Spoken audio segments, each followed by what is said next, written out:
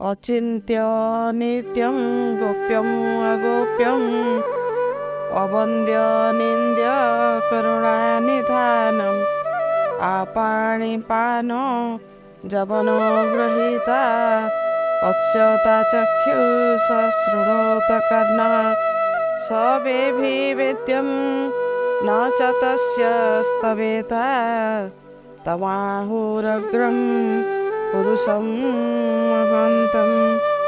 श्वेताश्वेत उपनिषदରେ ଏହା ବର୍ଣ୍ଣିତ ଅଛି। ଏହି ପୁରୁଷ ଶବ୍ଦ ବେଦରୁ ପୁରୁଷ ସୂକ୍ତିରେ ଶରୀରକୁ ସାଂଖ୍ୟ ଦର୍ଶନରେ ଜୀବକୁ ପୁରୁଷ ଓ ସ୍ଥାନ ନିର୍ଜୀବ ସମୂହକୁ ପ୍ରକୃତି, ଜୈନ ତତ୍ତ୍ୱରେ ଜୀବାଜୀବର ମହତ୍ତ୍ୱ ସବୁକୁ ଏକତ୍ରିତ କରି ସମୀକ୍ଷା କଲେ ପ୍ରକୃତି ଓ ପୁରୁଷର ସର୍ବଶ୍ରେଷ୍ଠ ନିର୍ଯାସର ନିୟାମକ ଓ ନିୟନ୍ତ୍ରକ ଭାବରେ ପ୍ରଧାନ ପୁରୁଷର କଳ୍ପନା କରାଯାଇଛି। ଏହି ସର୍ବକଳାର ଅଧିକାରୀ ହିଁ ହେଉଛନ୍ତି ପୁରୁଷୋତ୍ତମ।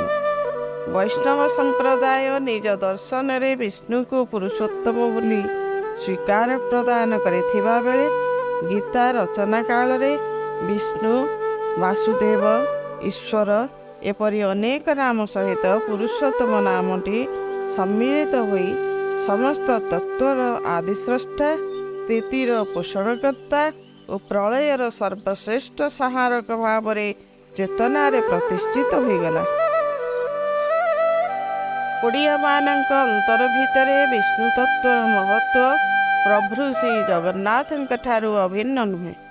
ଏହି କଥାକୁ ହିନ୍ଦୁ ସମ୍ପ୍ରଦାୟ ସ୍ୱୀକୃତି ପ୍ରଦାନ କରିବାରୁ ଶ୍ରୀ ଜଗନ୍ନାଥ ଅବସ୍ଥାନ କରିଥିବା କ୍ଷେତ୍ରକୁ ପୁରୁଷୋତ୍ତମ କ୍ଷେତ୍ର ନାମକରଣ କରି ଏକ ପ୍ରଧାନ ପୀଠସ୍ଥଳୀ ଓ ମୁକ୍ତି ପ୍ରାପ୍ତିର ସର୍ବଶ୍ରେଷ୍ଠ କ୍ଷେତ୍ର ଭାବରେ ପ୍ରତିଷ୍ଠିତ କରାଗଲା। ପୁରୁଷୋତ୍ତମ ଜଗନ୍ନାଥ ହିନ୍ଦୁମାନଙ୍କର ବିଶେଷ ଭାବରେ ଓଡ଼ିଆମାନଙ୍କର ଇଷ୍ଟ ଦେବତା ହୋଇ ଚିର ନମସ୍ୟ, ଅଗ୍ରପୂଜ୍ୟ, ପରମ ଆରାଧ୍ୟ, ମୁକ୍ତିଦାତା, ତ୍ରାଣକର୍ତ୍ତା ଭାବରେ ସମସ୍ତଙ୍କ ହୃଦୟ ସିଂହାସନରେ ବିରାଜମାନ କରି ଏକ ଅବର୍ଣ୍ଣନୀୟ ପ୍ରେମାନନ୍ଦର ସ୍ରୋତକୁ ପ୍ରବାହିତ କରି ଆସିଛନ୍ତି। ସେହି ପ୍ରେମାନନ୍ଦରୁ ବିଚ୍ଛୁରିତ ମଧୁର ରସକୁ ସମସ୍ତେ ପାନ କରି ଆତ୍ମରମଣରେ ନିଜକୁ ହଜାଇ ଦେବାକୁ ଲାଗିଲେ। ତାଙ୍କରି ସେବା ପାଇଁ ପ୍ରତି ସମୟରେ ସେବକମାନେ ତାଙ୍କ ବେଶ, ରାସ ଓ ରୋଷ ଉପରେ ଗୁରୁତ୍ୱ ପ୍ରଦାନ କରି ଅପାର ଆନନ୍ଦ ମଧ୍ୟରେ ନିଜକୁ ଧନ୍ୟ ଧନ୍ୟ ମନେ କରିଛନ୍ତି। ସର୍ବବ୍ୟାପୀନ୍ ଜଗନ୍ନାଥ ଭୂତଭବ୍ୟ ଭବତ ପ୍ରଭୋ ତ୍ରାହି ମାଂ ପୁଣ୍ଡରୀକାକ୍ଷ ବିଷ୍ଣୁ ସଂସାର ସାଗରାତ ଶରଣଂ ମାଂ ପରିତ୍ରାହି ପତିତଂ ଭବସାଗରେ ଅଦ୍ୟାନ କରୁଣା ସିନ୍ଧୁ ଦୀନବନ୍ଧୁ ନମସ୍ତୁତେ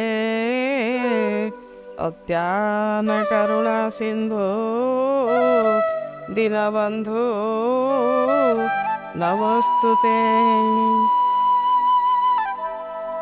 ଯେ ପତିତ ଜନଙ୍କର ଉଦ୍ଧାରକ, କରୁଣାର ସିନ୍ଧୁ, ଭକ୍ତବନ୍ଧୁ, ଜଗତପତି, ସୃଷ୍ଟି ସ୍ଥିତି ବିକାଶ ବିଲୟର ମୁଖ୍ୟକର୍ତ୍ତା, ସେହି ଜଗତ ରୂପୀ ପରମ ବ୍ରହ୍ମ ପରାତ୍ପରଙ୍କର ନିକଟରେ ମୋର ତଥା ସଂସାର ସମସ୍ତ ପ୍ରାଣୀ ଜଗତଙ୍କର ସତତ ପ୍ରଣାମ। ଶାସ୍ତ୍ରକାରଙ୍କ ମତରେ ଶ୍ରୀ ଶ୍ରୀ ଜଗନ୍ନାଥ ମହାପ୍ରଭୁ ଅବତାର ନୁହନ୍ତି, ସ୍ୱୟଂ ଅବତାରୀ। ସଗୁଣ ଓ ନିର୍ଗୁଣ ଉଭୟ ତତ୍ତ୍ୱରେ ତାଙ୍କ ଅନୁଧ୍ୟାନ, ଅନୁଶୀଳନ, ଆଧ୍ୟାତ୍ମିକ ବିଶ୍ଳେଷଣ କରାଯାଇପାରେ।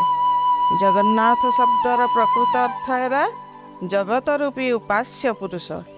ଜଗନ୍ନାଥ ଧର୍ମ ହେଲା ଜଗତ ସ୍ୱରୂପ ପୁରୁଷୋତ୍ତମଙ୍କୁ ନିଜ କର୍ମ ତଥା ଧର୍ମରେ ଅନ୍ତରୀଣ ଭକ୍ତି ସହକାରେ ଉପାସନା କରିବା।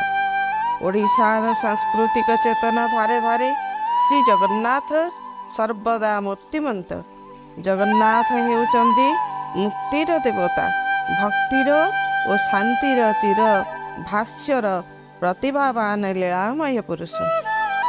ଶାସ୍ତ୍ର ପ୍ରମାଣିତ ମତାନୁସାରେ ଅହଂବଶତଃ ମଣିଷ ଯଦି ବିରୋଧାତ୍ମକ ଉତ୍ତର ଦିଏ, ତେବେ ପ୍ରଭୁ ଯେ ତାକୁ ସର୍ବସମ୍ମୁଖରେ ଧରା ପକାଇ ଦିଅନ୍ତି, ଏହା ତାଙ୍କ ବିଧାନରୁ ବହୁଳ ଭାବେ ପ୍ରମାଣିତ ହୁଏ।